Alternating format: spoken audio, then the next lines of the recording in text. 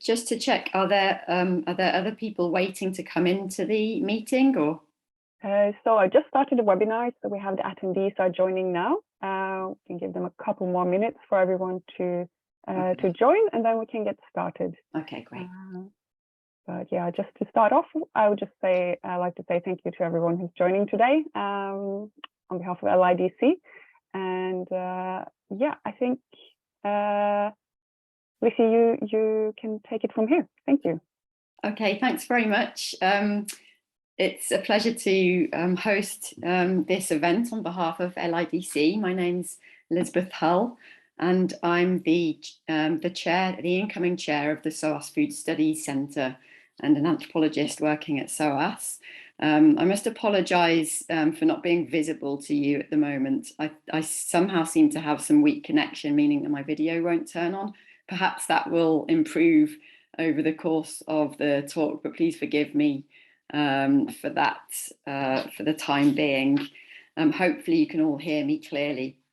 Well, it's a pleasure to introduce this session on decolonising our food systems, whose land, whose seas. And I'm delighted to be able to introduce our two speakers for today. So first of all, I'd like to introduce Hazel Healey, who's a writer, editor, and broadcaster. She made a radio documentary, Tale of a Tiny Fish, about the impact of the fish meal industry in West Africa. And you can access that documentary via the webpage of this event. And it was aired on BBC World Service in January this year. She's currently UK editor of the investigative news site Dismog, and she previously worked as co-editor at the New Internationalist. She's also worked for LA Times and The Guardian, and was previously a co-editor of the New Internationalist magazine. She founded the local paper Manchester Mule before freelancing from Madrid for the BBC World Service, LA Times, Guardian, and the correspondent. She also won a Drum Online Media Award for her stories of life after Ebola in Sierra Leone, produced with On Our Radar.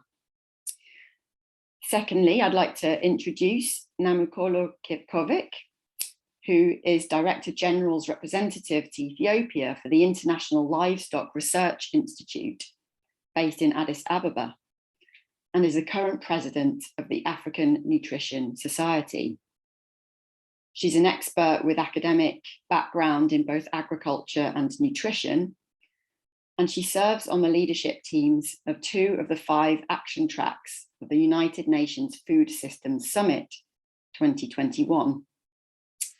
She is a member of the International Union of Nutrition Society's Task Force on Traditional and Indigenous Food Systems and Nutrition, and has focused on linking research evidence to policy and programme processes of African countries and the African Union, such as the Scaling Up Nutrition Movement and the Comprehensive Africa Agriculture Development Programme. So I'm very much looking forward to hearing what you both have to say. And if the audience would please wait until both of the I think we'll wait until both of the speakers have finished, and then I'll open the floor for questions. But if you do have a question or comment as you're going along, you are welcome to use the chat function. It would be great during the Q&A if you would raise your hand and speak verbally if you're happy to do so. So first of all, I'll hand over now to Hazel. Thank you very much for joining us. Hi there, and thanks very much for inviting me. It's a pleasure to be here today with Dr. Namukolo, and I'm looking forward to also to hearing what you have to say from the livestock side of things. I'm going to be talking a little bit about fish, which are essential to human nutrition, particularly in parts of the world where people don't have access to other sources of protein that are high in micronutrients. Now, I went to Senegal in West Africa just over a year ago now to look into a story about the rise of the fish meal and fish oil industry in that part of the world. So I'm going to talk a little bit about the scale of production of fish meal and fish oil from that part of the world, and a little bit more also about the impacts that that's having on the ground. So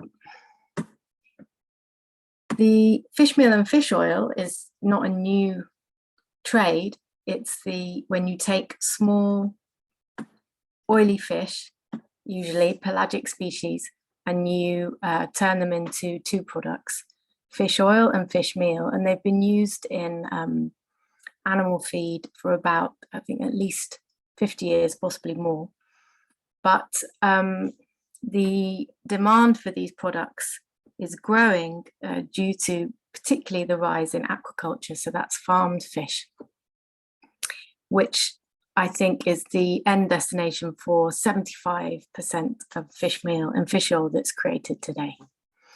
So this industry has spread along the West African coastline, and it centers on Mauritania, Gambia, and Senegal, which is kind of ground zero. And there's also a factory in the Congo. So now you have about 50 in the region, and it's seen an exponential rise in the last decade. So in Mauritania, the number of factories has gone from 5 to 35 in 10 years. And in that time, production has increased tenfold and doubled just in the last 5. So to give you a sense of scale, in 2021, Mauritania's industry was on track to consume 500,000 tons of fresh fish. So that's more than the entire landings of all fish in neighboring Senegal in a year. So this is like large amounts of fish. The Gambia, next door to Senegal, is home to 3 factories. And since they opened in 2015, production's increased 47-fold. And this is a small country with around 2.5 million inhabitants and one of the world's poorest.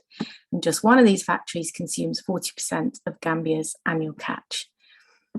So as I said before, the industry is growing and demand is high because the wild fish that are naturally abundant in this part of the world are a sought after ingredient for animal feed in China and Europe. Now, there are 2 markets. You'll find that particularly the salmon industry likes to blame everything on China and say that the main industry, the main market that's driving demand is in China, which does have a large aquaculture industry, but actually so does Europe. So while the majority of fish meal goes to China from that part of the world, the majority of the fish oil goes to Europe and Norway. So this is firmly a food chain, a dysfunctional food chain that is definitely being driven by the West as well. So the demand for this product is only predicted to increase, and part of the reason for that is that aquaculture is the fastest growing food sector in the world. And within the definition of aquaculture, there's fed and unfed aquaculture, and it's fed aquaculture, that's salmon, sea bass, high value fish, which have to be fed small fish in the ingredients for their feed. So that is what is kind of driving demand. And so half the fish oil that's produced in the world goes into what's called salmonid feed for salmon and trout.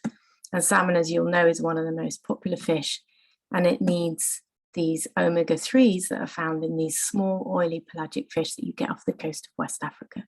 Now, it's worth saying the majority of the fish that go into fish meal and fish oil actually come from Peru. And that's part of the world where people don't eat much fish. However, the same can't be said of West Africa. So that brings me to the impact. Now, there are 3 main reasons why this matters. So these factories are targeting small fish. They're called Sardinella, Yaboi. It's a type of, it's in the sardine family. It's called Yaboi in Senegal, and also Bonga in the Gambia, horse mackerel, a couple of others. And the problem is that these fish would otherwise be eaten by people, and they're often known, in fact, as the fish of the poor. So it's actually quite simply a scandal in West Africa that these fish are going to non-food uses rather than feeding people, because this is a part of the world where 87% of citizens can't afford a healthy diet, and rates of hunger jumped 50% in 2020.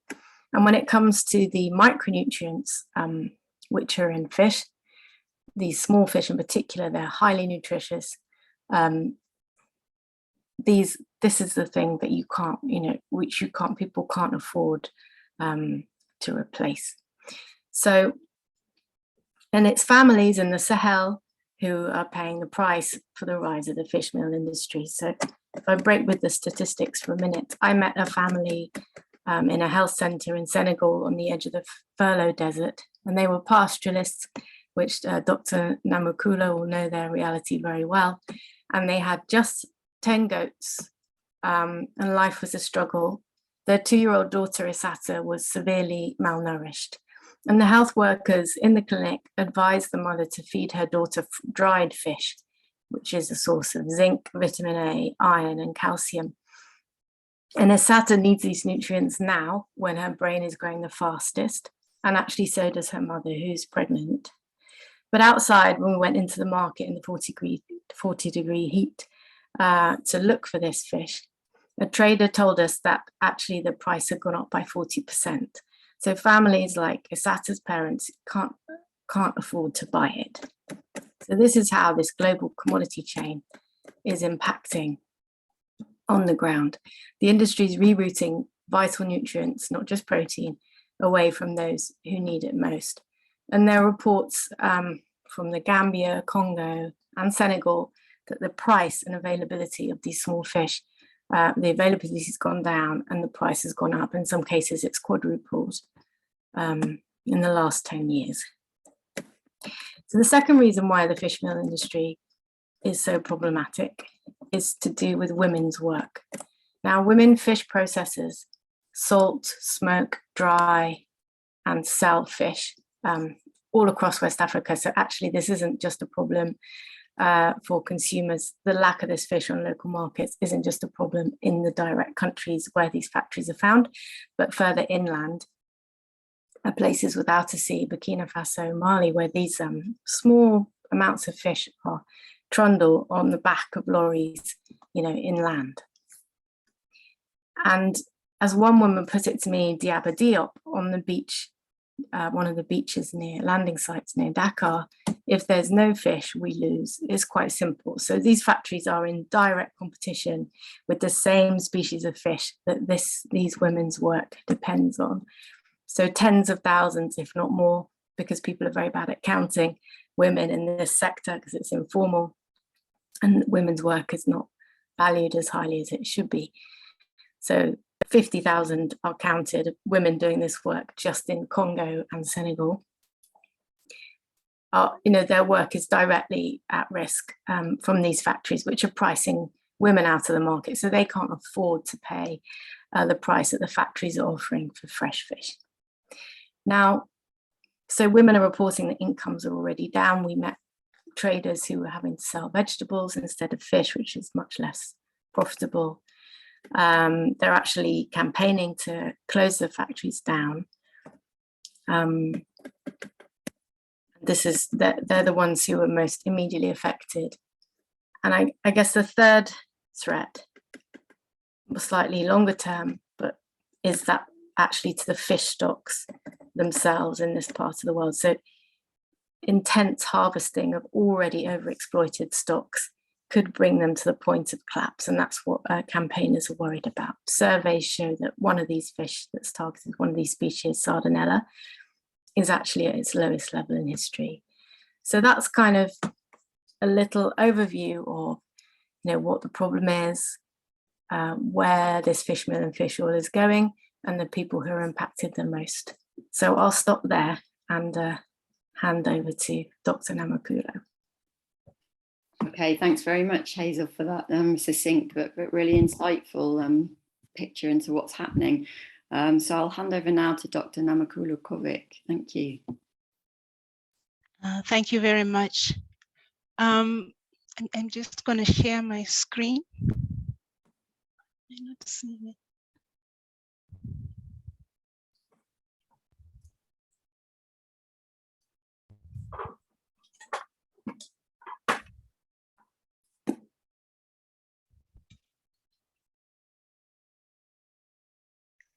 Can you let me know if you can see my screen? Yes, yes, we can. Thanks. Okay, thank you very much. So I'm going to take a slightly different angle to my presentation. So I'm looking at decolonization of food systems, and I take an African perspective on why and who is actually affected. In terms of, struggling to move my slides. Okay, so I start with this quotation that I have taken from the introduction that was given to this webinar on the website. And the issue is decolonizing food systems, that it involves changing the way we think about food and how we obtain our food. That this means that we need to challenge those who make decisions about who gets access to safe, nutritious food to eat. It is also therefore a question of environmental sustainability, access to power and justice. And I think what Hazel has talked about already encompasses really this quotation. But here really what I want to say is the African continent is still fortunate in having a very rich food biodiversity. But counterintuitively though, we also are a continent that faces very poor diet quality, very low diet diversity, in spite having a high food agrobiodiversity. You can see on these images anywhere from caterpillar worms to insects, wild fruits, vegetables. So the richness in food biodiversity is there.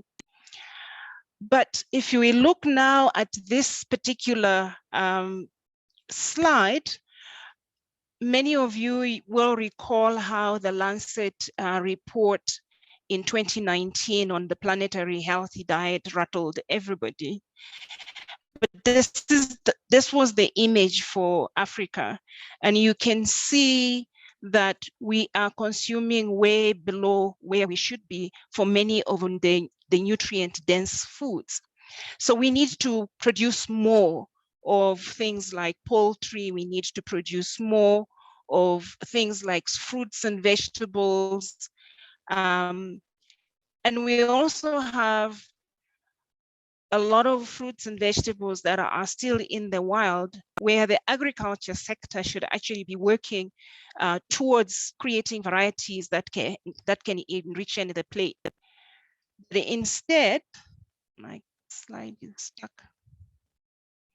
On this slide, what I want to show you is it's really work that was done by Imamura et al. They published this really interesting article in the Lancet in 2015.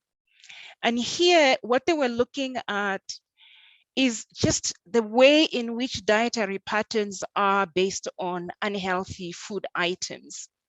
And so they actually looked at more than 100 countries. And for the African continent, you can see that a lot of the green is actually in Africa, implying that although we do not have enough to eat for the most part, we also have less of unhealthy items in our diets. But unfortunately, we are making transitions away from this kind of consumption pattern. And so the idea of our land and our seas being the resources that we have to address the challenges of food security and nutrition that we have is really very important. But the sustainability is also key, as well as the equity perspectives of things. And I think Hazel's talk does emphasize this in terms of that the poor usually are the ones that will suffer the most when we do not manage our resources sustainably. What is happening now is we are in a transition trying to produce more food, but this unfortunately is taking us on a path to other challenges. So we're losing the biodiversity in crops as we transcend towards monoculture, use of fertilizers and pesticides. So the dietary diversity would suffer from this monoculturization of our agriculture system. That's not the only problem. We then now are beginning to use a lot more fertilizer and pesticides.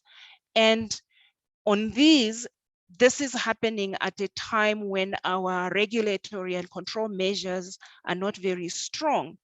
And so we are introducing food residues into our food, chemical residues, I beg your pardon, in our food basket. On the livestock side, I use poultry as an example. And here, as we begin to intensify, we are seeing increasing use of antimicrobials, again, and pesticides. These are bringing also on board the issue of residues. So when we need policy instruments and regulatory instruments that can help, but also surveillance.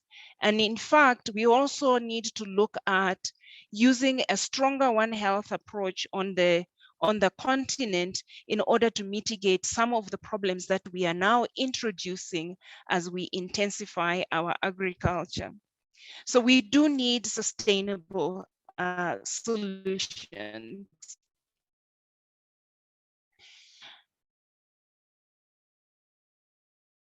Now, within this idea of the sustainable solutions, what we are seeing is an interest to invest on the African continent.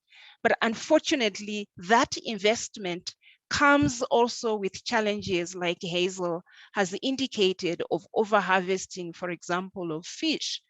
But if you look at this slide, this is work that was done by Young and He, and they have looked at the land grabbing scenario in different parts of the world.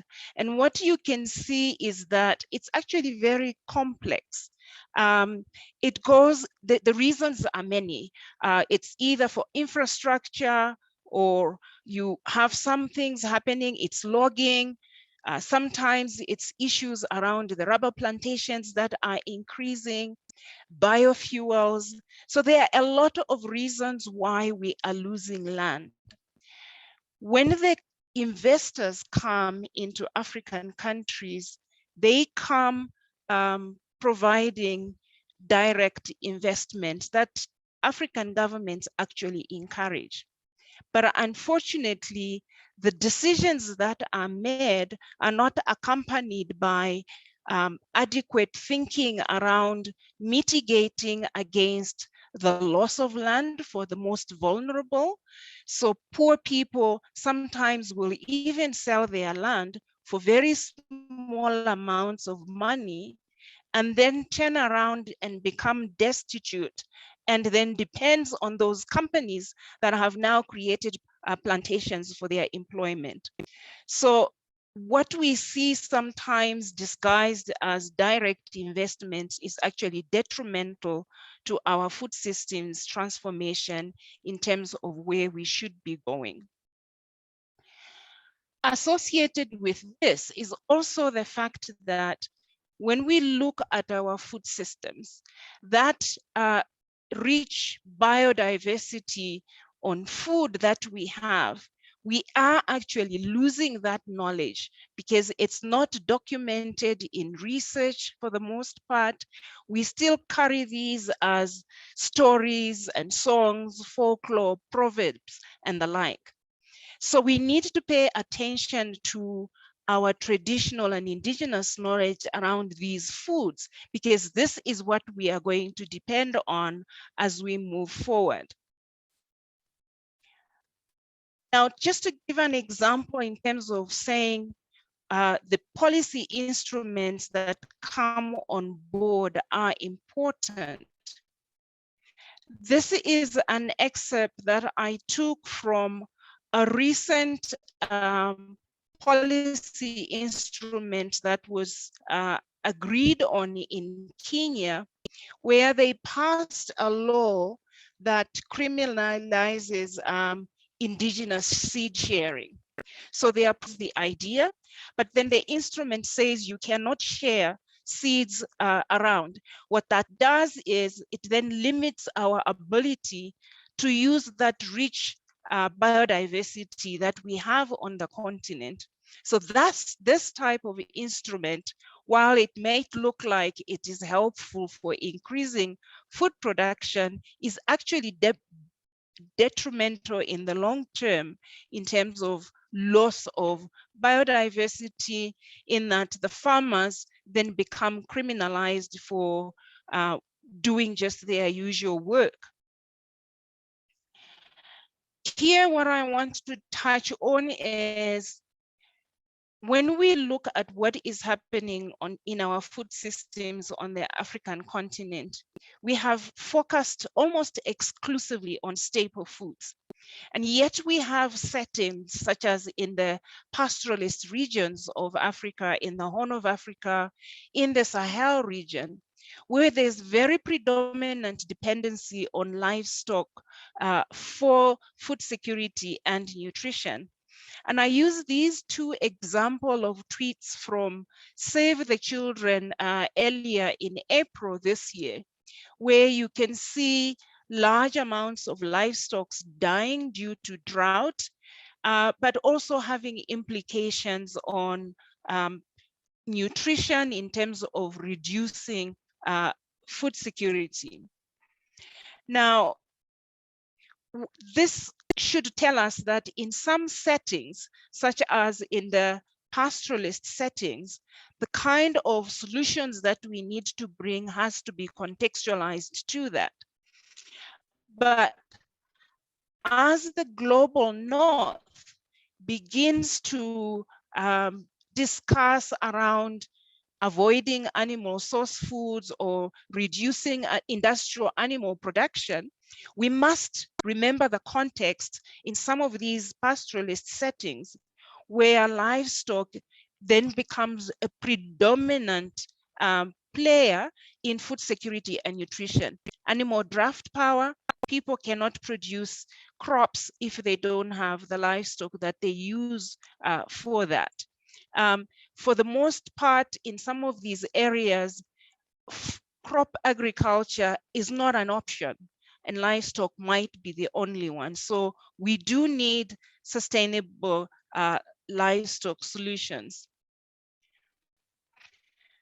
So what then do we need to do? We need to improve our food baskets, but we have a number of challenges in that some of the investments that are coming are also associated with land grabbing from the most vulnerable that should not be losing that land. And so here, as an unprecedented opportunity for the world to actually do better. We should invest in awareness to the right types of policy instruments and decisions to mitigate against some of these losses that are being classified within the decolonization that we need. We need to pay attention to indigenous food systems to learn how we can actually do better. By ignoring them, we will lose the diversity that we will need to build our future food security on.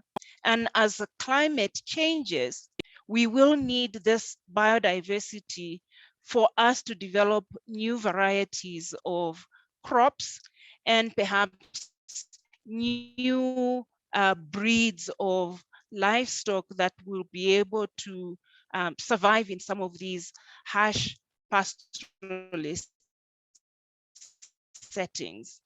So the investments that we look for food systems should be on both crops and actually provide positive agroecological practices that can help with mitigating against environmental degradation. But we also need to create greater awareness on the continent on the value of our land and seas, so that the kind of policy instruments, the kind of trade agreements that our governments engage with become more useful to the populations. The case that Hazel was talking about, it would be useful to see whether or not those West African countries, Senegal, Senegal, the Gambia, and Sierra Leone, whether they are actually looking at addressing these issues and not just leaving it to complaints from people, but not doing anything to mitigate. Because many countries in Africa have responded on the UN Food Systems Summit and prepared transformation pathways. Within those pathways, we can include issues of land management to ensure that as we transform our food systems, we also build into them a way of monitoring progress on what is happening to our land and seas. The African Union does have some strategic instruments that they are using to try and help with controlling overfishing around the continent. But the question is, how effective are they, listening to what Hazel has just been telling us? So we do need not just African countries to complain about the plight of the losses that we are incurring. We also need the global north to monitor what their people are doing in the name of investment. And I must add that sometimes these investments come through pension funds in the global north, investing in Africa, but doing it in such a way that they are actually creating more problems for the continent, while in the global north, they may be accruing dividends from their investments. And so coming back to this quote again, decolonizing food systems involves changing the way we think about food and how we obtain our food. And for the African continent, it means adopting productive practices that can increase our productivity and serve our food security and nutrition without losing out on the biodiversity that we have for us to have diverse food baskets.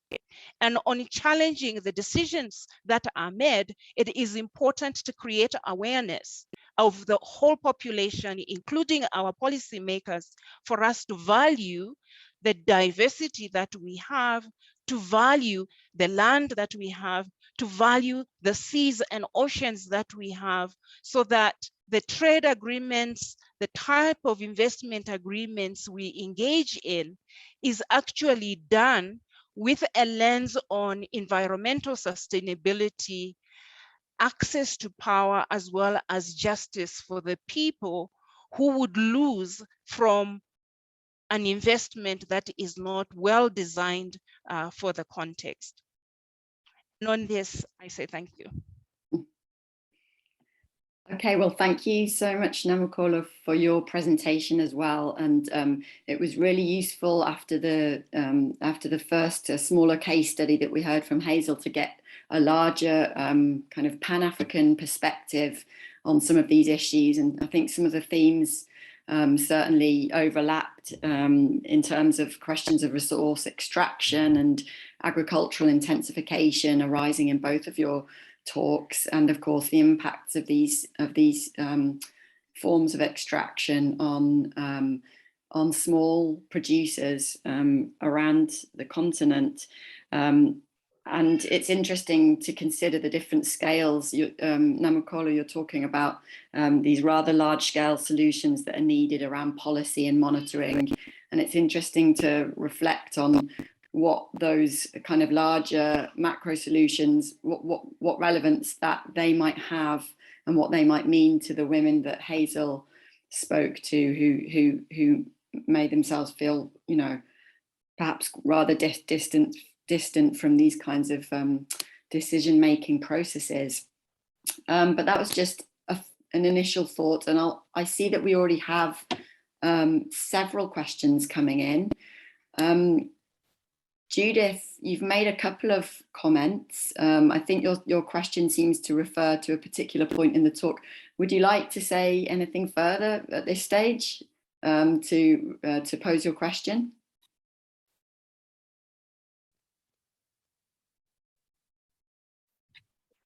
I don't think webinar attendees can talk. Apparently there is that function, although I'm not. Maybe Judith's been enabled. She's popping up.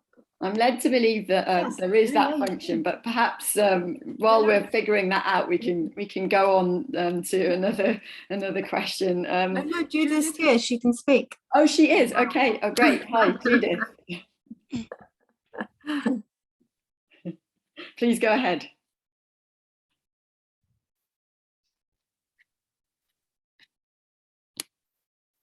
Oh, okay. Well, perhaps we can come back if I've maybe put you on the spot. Let me just take the next question, which is clear from what's been written here, about fish farming. What is the scope of fish farming in these particular regions for alleviating the problem of overfishing and for, you know, replenishing fish stocks? Do these generate other sustainability problems down the line? So perhaps that's a question specifically for Hazel, although perhaps Namukolo could also come in on that question. Yeah, so I mean, small scale aquaculture is promoted by organizations like the UN Food and Agriculture Organization as, you know, an income generator or a kind of food solution. But interestingly, when it comes to the fish meal and fish oil factories, none of the product that they produce actually goes to the local aquaculture markets. It's all exported. So actually the people who are trying to farm fish in ponds in that part of the world don't actually get access to what is actually very high quality and nutritious feed. So it's actively, the export orientated industry is like actively undermining those kinds of initiatives. So I think those are the two things that I would say there. Interestingly, I mean, similarly, when it comes to, in East Africa, it's quite a different story, where it slightly speaks to Judith's earlier question, where they're mostly freshwater pelagic fish are the ones which are used to make animal feed, and mostly chicken feed, which is the story of like changing diets that Namukolo was referencing before in her talk.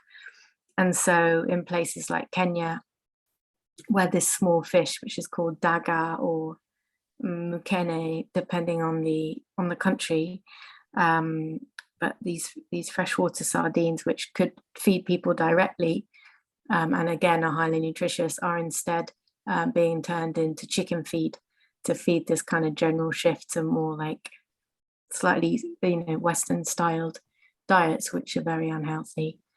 So yes, the small fish do have kind of some domestic markets, but mostly in East Africa. Similarly, you know, it should be said that if the fish meal and fish oil factories, and there are kind of more rudimentary, like artisanal versions of these, if they're using waste like fish heads and byproducts or surplus fish, then they're then not going to be exert an extra pressure on wild fish stocks if they're using waste, because you can also use fish meal, make fish meal and fish oil out of waste. The problem is that the demand is so high and these fish meal factories will just take whole fresh fish and turn them into ingredients. Namukolo, Yes. There definitely are efforts of aquaculture on the continent. Just to give you an example, most of the increase in amount of fish consumed in Zambia is now coming from aquaculture. And the country is being targeted as one that has much potential in there. So it goes to a lot of them is small scale. One of the programs that that Zambia is using to implement the scaling up nutrition interventions, one of the big things that they are doing is aquaculture. To promote nutrition for the households, but also for the women to be selling as income generating activities. The challenge that I see is one of, as greater interests come on board for aquaculture, the issue of feed and where the feed will come from is one that needs some attention. In Nigeria, on the International Institute for Tropical Agriculture, they've been working to try innovative ways of producing fish food, and they are using mostly plant-based ingredients specifically for catfish. So there are opportunities for aquaculture, yes, but I think we need to give some attention to where the feed is going to come from so that we don't create new problems of competition for the food that the people themselves actually need. The other thing that I see where there's a bit of risk, if you look at some of the aquaculture ponds and stuff like that, we are introducing aquaculture at a time when the knowledge base for managing the aquaculture projects without polluting water might become a challenge. So we need to think ahead and begin to mitigate now and not wait until we've got a problem. So yeah, aquaculture is being looked at in different African countries as an option. Thank you, and over. Okay, thanks so much for your response. I'll move on to Kelsey Bishop's question.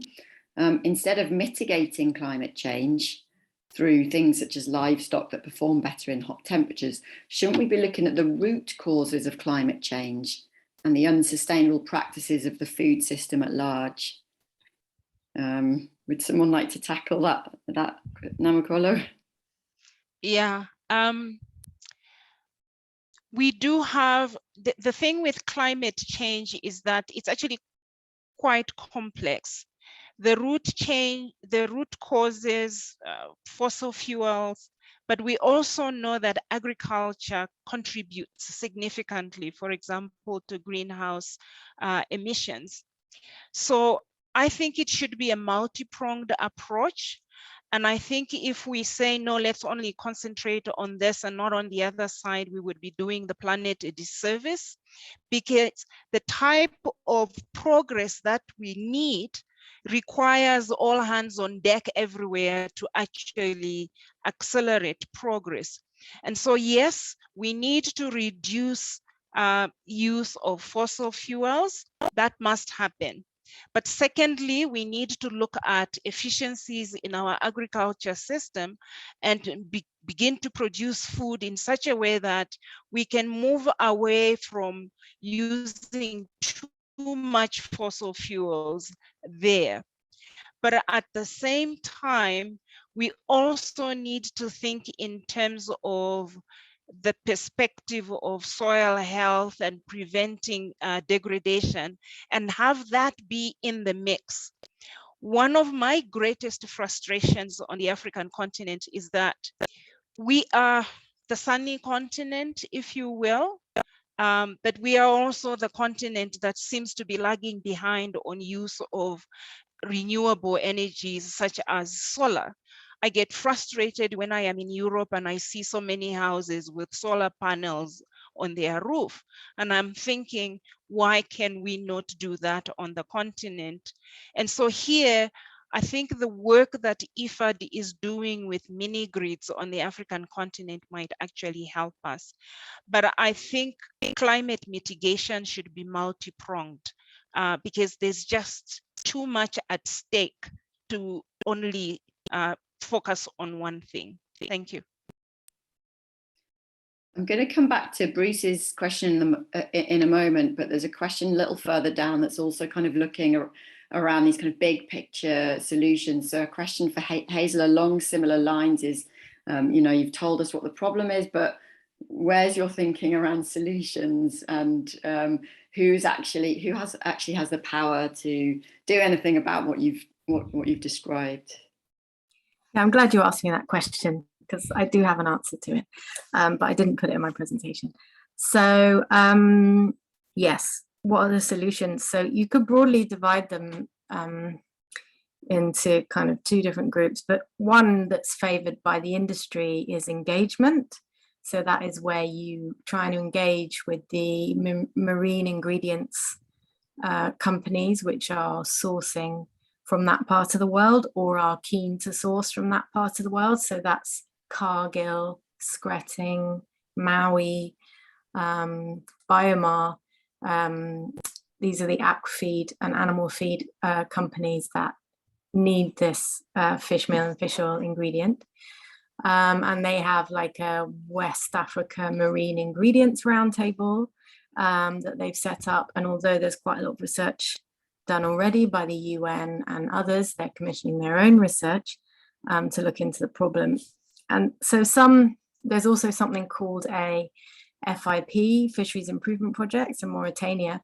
And according to that, and due to kind of pressure from artisanal fishers groups, they've come up with some proposals there. So one of them is that they should limit production from these factories to a certain number, 10,000 tons of pelagic fish, I think it was, per year, that they should preserve and freeze some of these fish, these sardinella, on the boats and direct them to local markets, and that they should not take overexploited species like round sardinella, that these shouldn't be included. But the sort of simple kind of and sad answer to whether these work is that they're not being enforced. In the time that Mauritania was supposed to limit production tripled.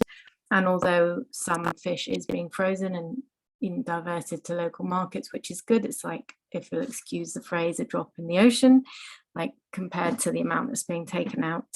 And these round sardinella, which are particularly endangered, are just not separated out from the other fish. They're all just sucked out in a big tube out, they're fished all together and they're sucked out in a big tube straight into the factories. And there's kind of evidence of this collected by fishers organizations. So those are the kind of engagement solutions. So without wanting to sound too cynical, I guess I have limited faith in those unless there's more pressure exerted, or at least some reputational risk that comes, with sourcing from there for the companies that do.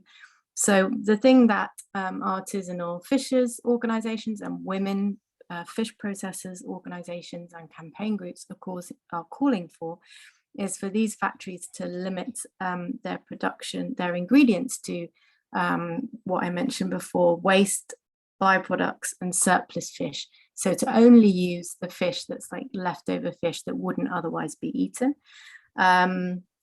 I know in Chile, for example, there are rules about having to kind of sell a certain amount to domestic markets if it's fish that would otherwise be consumed. I'm not sure how successful that is, but that is, that's a system you can use. And the other thing you can use is pricing that encourages, the government can use pricing and intervene on price to try and make sure that some of that fish goes to kind of domestic ends.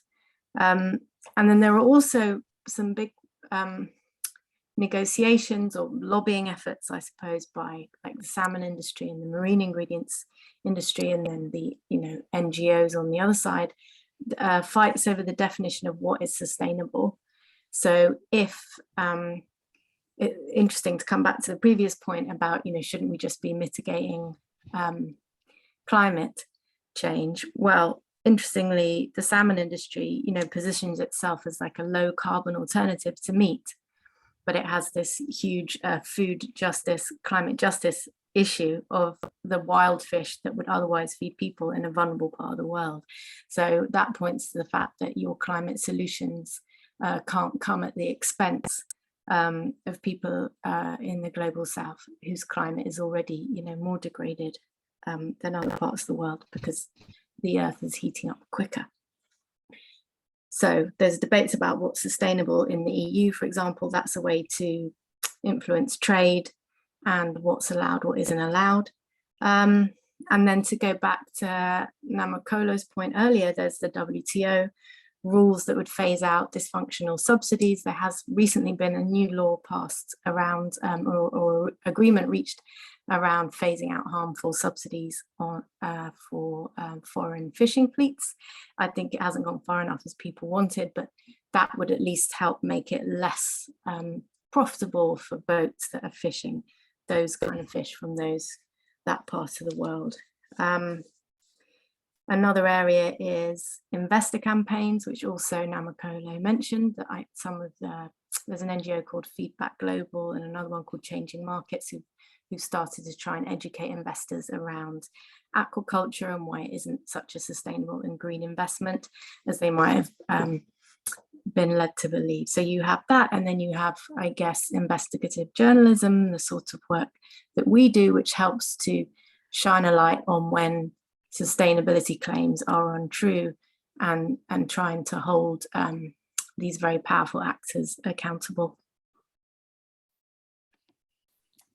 Okay, thank you, Hazel.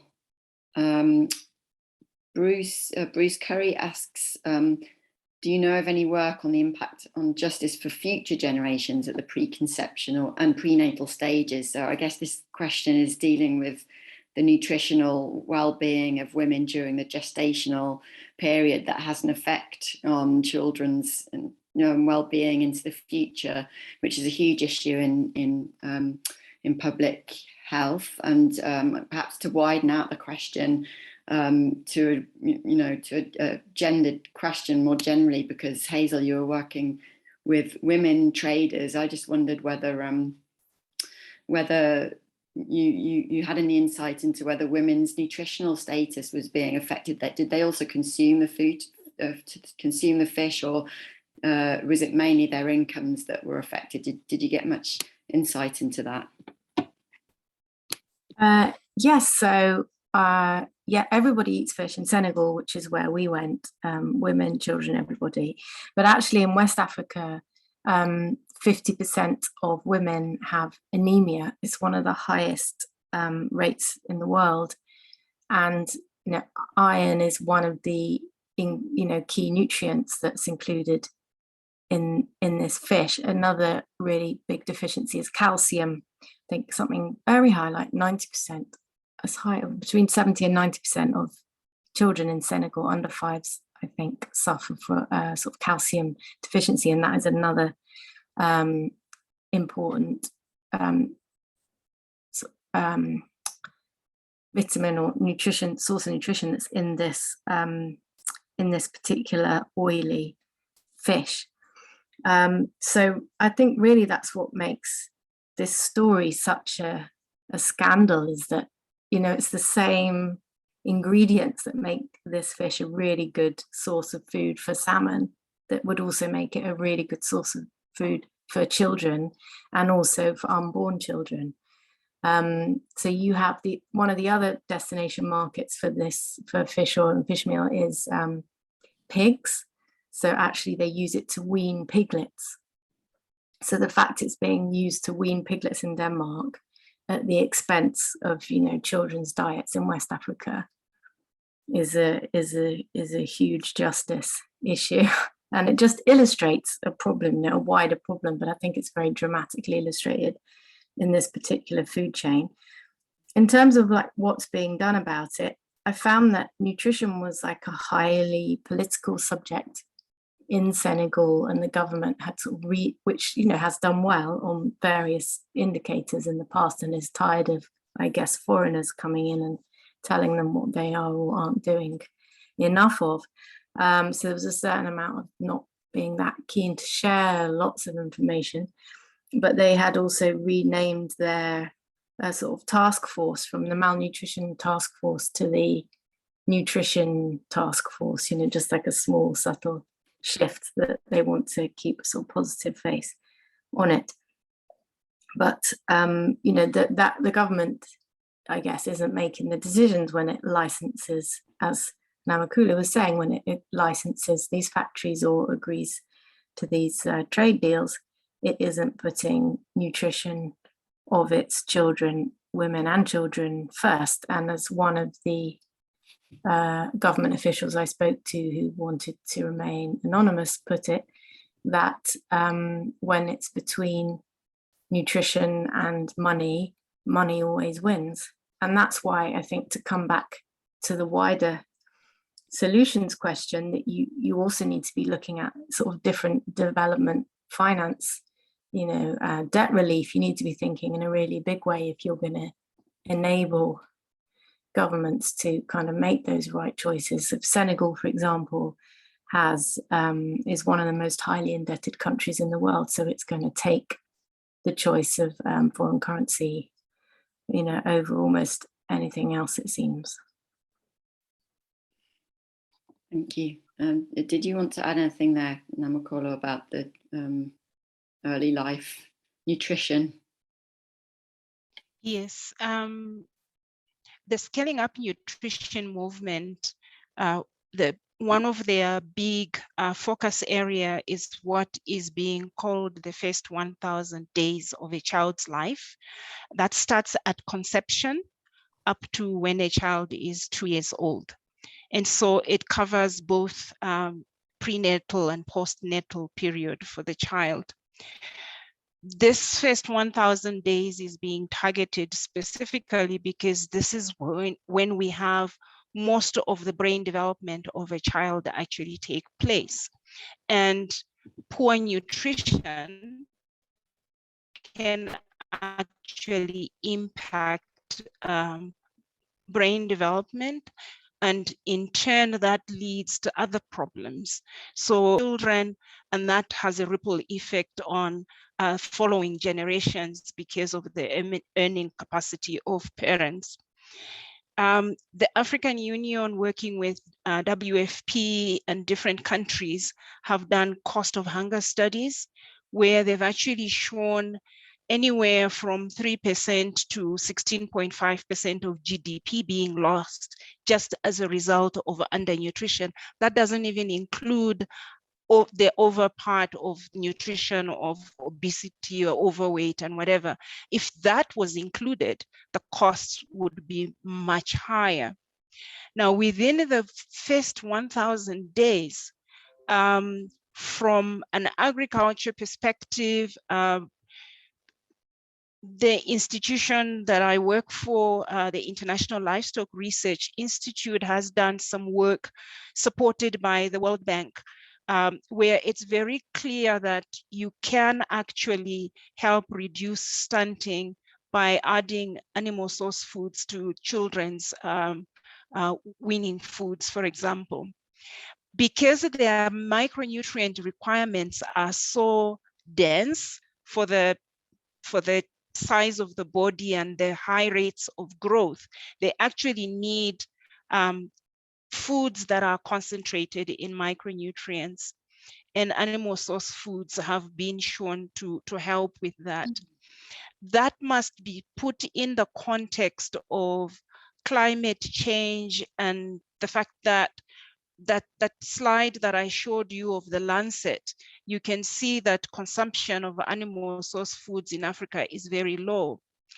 But we also know that because of the low productivity, for example, of our animals on milk production and the like, the cost per unit of milk produced might be that much higher in greenhouse gas emissions. So one of the things that we need to do in context is increase the levels of productivity in order to reduce the emissions per unit of product. And these are some of the things that we normally overlook, but they are actually important. The other thing that I want to touch on is work that's been done by WFP in Ethiopia, where they looked at the cost of a nutritious diet. Consumption of animal source foods is very low in the country, but when they looked at different agroecological zones, by adding small quantities of animal source foods, they could actually bring down the cost of the diet itself, sheerly because of the concentrations.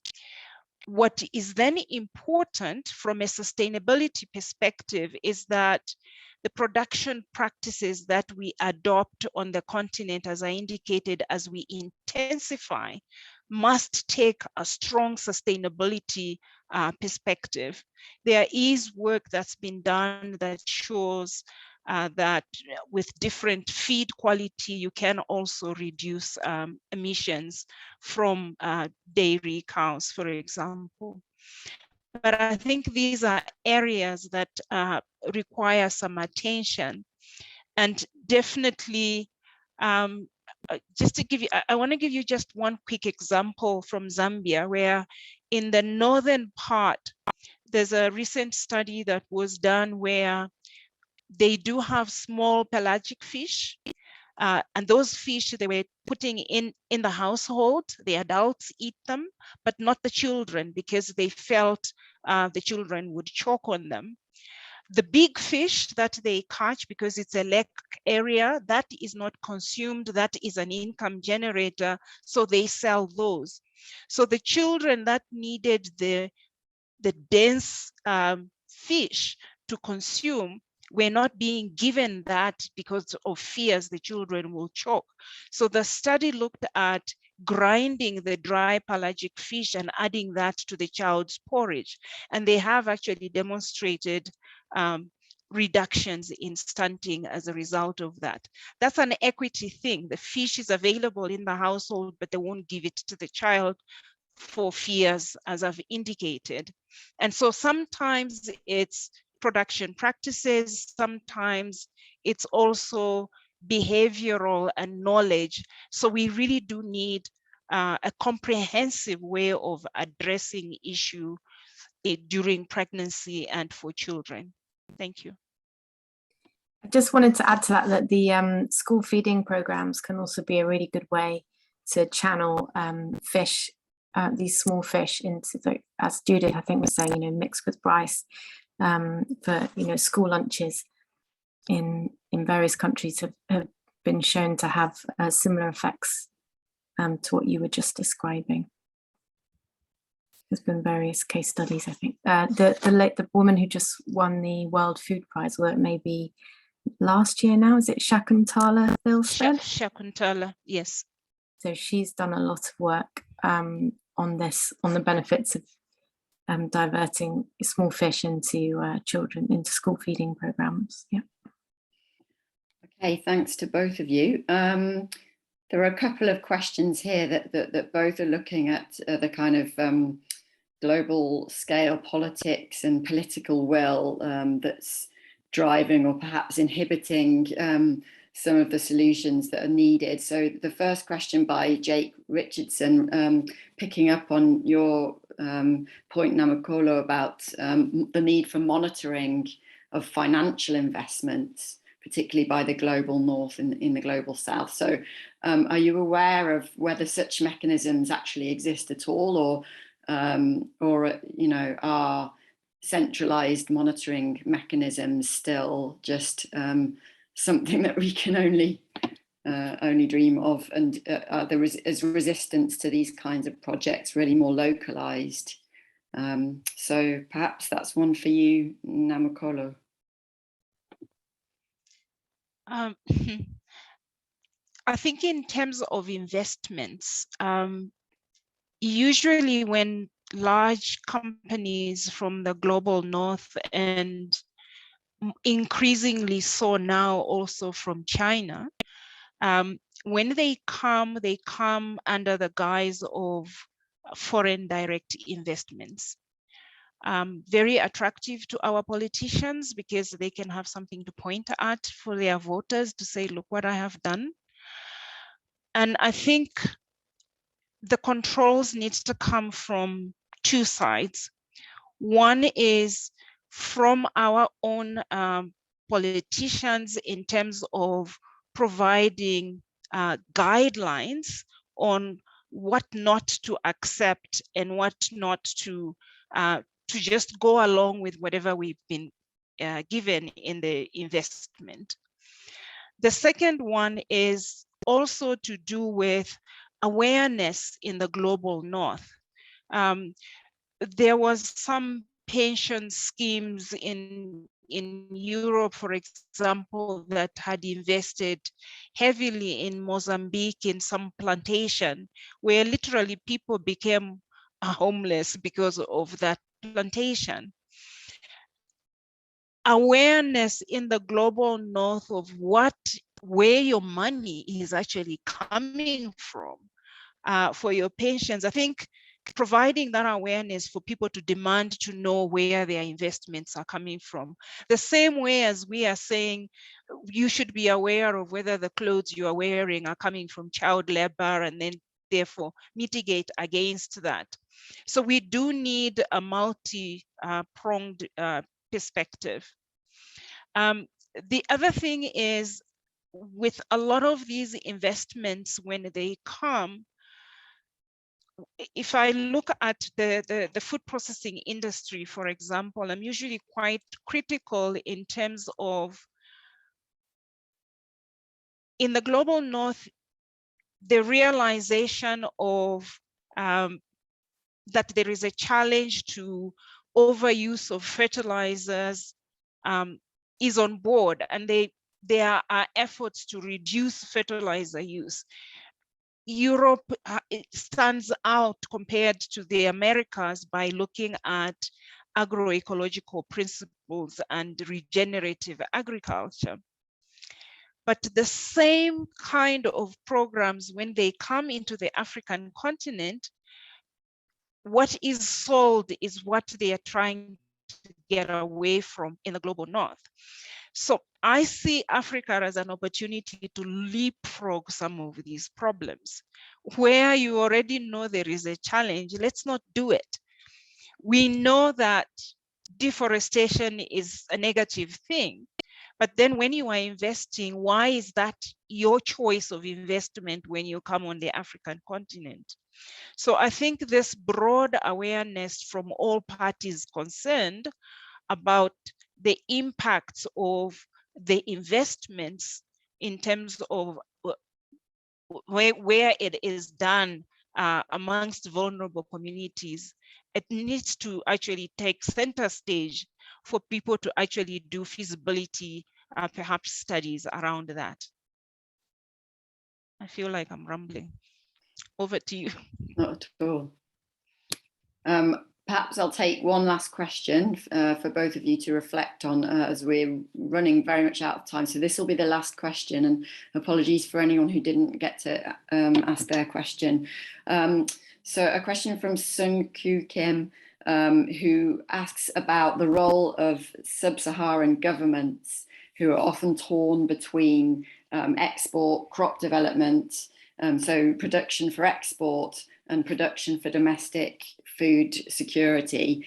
And so the question is, can you reflect on this biased position and maybe perhaps you could reflect more broadly on the role of African governments, their stake in this situation, that the power that they have vis-a-vis these wider international kind of processes that we've been discussing. And who would like to go first? And feel free also to add any final thoughts, because we'll just wrap up after you finish speaking. So Hazel, perhaps over to you. Yes, so I interviewed a Senegalese development economist called Ndongo Sila, and one of the things that he said, and I would agree with him, is that governments generally need to have, his government in particular, a more enlightened like economic model that takes into account ecological limits and local labor, and that part of the problem is a mindset where it's like economies that are geared towards export and growth, GDP growth in the traditional sense is considered to be like the best. It comes first, I guess, over other priorities, but there needs to be like a culture shift, and a lot of the people who trained, some people who often come from World Bank or institutions of international finance will often end up being prime ministers or chancellors. And this was one of the things that he raised, this revolving door. So I think there's an issue about general kind of new economic models being kind of picked up. And then, but more generally, I think we need kind of deeper reforms to trade, multilateral trade and development finance. And I think, and debt needs to be part of that question too. And until we think of justice more broadly on a global stage, then it's going to be hard for, Africa's a big and diverse continent, but the part of it that I was, in West Africa, for example, it seems hard to see how those countries are going to prioritize local nutrition. But also, these are fights that are happening in Senegal that the civil society is working towards, and also the civil society mechanism and other sort of big groups that are organized around the UN Food Summit and are also bringing these proposals of other ways of doing things, agroecology or nutrition over trade or nutrition before trade. All these kind of ways of thinking are these debates are being had in all the big forums, and they'll be had at COP27 too. Yep. Thanks so much, Hazel. Over to you, Namakolo. Yeah, I think the issue of investments and negotiations with African government is one of power dynamics, in that it's really an equity issue where politicians often look for quick wins, that they can show their electorate that they are doing well, doing stuff. And a lot of times they may not even have the knowledge to see through the cracks that are being presented to them. And so I think one of the ways of trying to mitigate against that is to really to advocate for, when some of these agreements are being agreed to have experts on board that might be able to see through some of the holes in the agreements. The other thing is to look at it. It's almost like investors need to also think in terms of justice when they are actually investing, and not only have money in sight. And I think it's not always the case. It's actually quite painful to see it. I just came back from Zambia yesterday, and to look at the type of land grabbing that is going on. And I think the caveat that I would like to put here is that the land grabbing is not always global north to global south. Even within our countries ourselves, we have the haves and the have-nots, and the haves will also grab from the poor. So I don't want to paint a picture of this is only a situation of north versus south. In country as well, there are equity issues that also have these mismatched discussions. And I think those need to come. At the global level, I think it is important to have some discussions around justice, some discussions around negative investment models, to really shine a light on some of these issues so that they don't hide behind the investment. Thank you. Okay, well, thank you to both of you. I mean, it's a shame that we don't have all day to talk, because it feels like your responses now are really digging deep into, you know, some of the core issues and problems here. Thank you to you both on behalf of LIDC for such a fascinating talk, and to everybody for your questions and interest in the talk. I don't know whether the recording will be made available, LIDC again, if you, or whether. Yeah, we plan to publish it on our website, so I'll send an email to everyone who signed up with a link to that. Okay, so you'll be able to access the talk again if you'd like.